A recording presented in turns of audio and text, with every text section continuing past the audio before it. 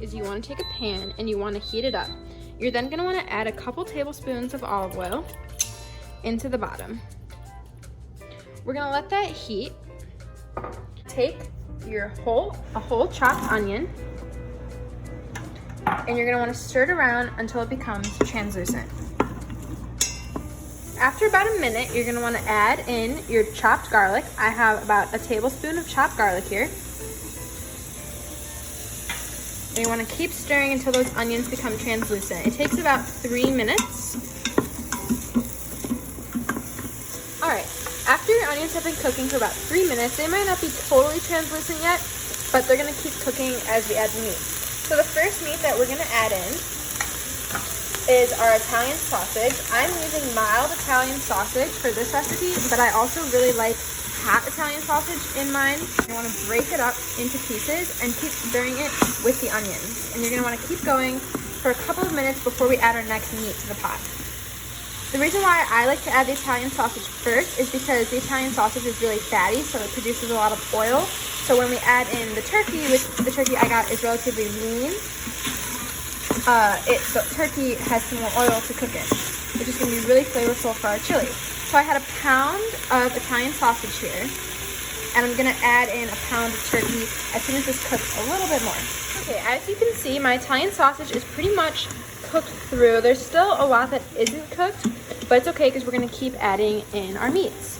So now I'm going to add in 1 pound of turkey, and I'm going to cook this turkey combined with the onions and the Italian sausage, and we're gonna keep the fat because we're really going to cook our turkey really nice and add in a lot of flavor. So I've added our turkey. We're going to break it up just like we did with the Italian sausage. And we're just going to keep doing this until it's cooked through. It'll probably take about 5 minutes, and you just want to keep mashing it to break up the little pieces. I have mine cooking on a high heat right now. We're gonna reduce the heat as soon as this is cooked through. So as you can see, it looks like it's pretty cooked. I'm gonna let it cook for about 1 more minute. It cooks for about, I don't know, 5 to 10 minutes total. As long as you see no more pink, you know it's cooked. And as you can see all these juices, that's all a lot of flavor from our ground sausage. Once your mixture is all cooked through, you're gonna wanna add in about 1/2 cup of beer. You can add in any beer of your choice. You just want the beer to really flavor the meat. So we're gonna cook this for about 5 minutes and let the alcohol cook out. Okay, now I've turned my pot down to a low. I'm gonna add in a small can of diced green chilies. I'm gonna stir those in. And then I'm gonna be adding my seasonings. So to season my chili, I used about a teaspoon of pink salt, a teaspoon of black pepper, I used a teaspoon of red chili flakes, and I'm going to be using about 1.5 tablespoons of chili powder for color. So we're gonna add that in, and we're gonna mix it up. Again, this is for a chili that's not so spicy, so if you want it spicier, I would add in more chili flakes. So we're gonna add this, and now we're gonna let this cook on low for a few minutes to let the spices incorporate. 2 minutes, I'm gonna add 2 cans of red kidney beans.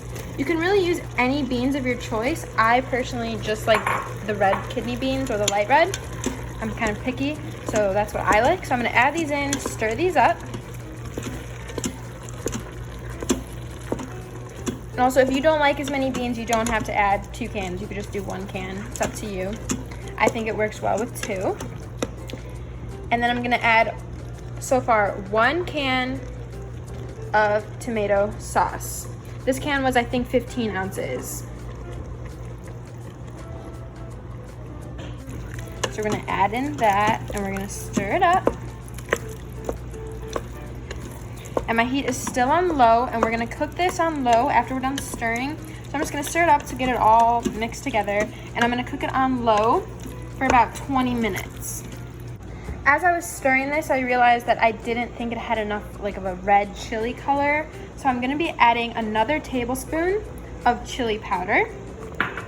This one's just regular chili powder. You could also use a hot chili powder, depending if you want spicy. But I think this one works just fine. So I'm just gonna add that in, give it more of a chili flavor. And we're gonna continue to let this simmer for about 20 minutes. All right, so my chili has been sitting for about 20 minutes. It's on low, and it is ready to eat. This is our finished bowl of chili. I top mine with cheese. I also like to top it with sour cream or cilantro if you have it, or a fresh lime wedge and squeeze the juice in. I don't have any of those, so I need to go to the grocery store. So I just topped it with some cheese and enjoy.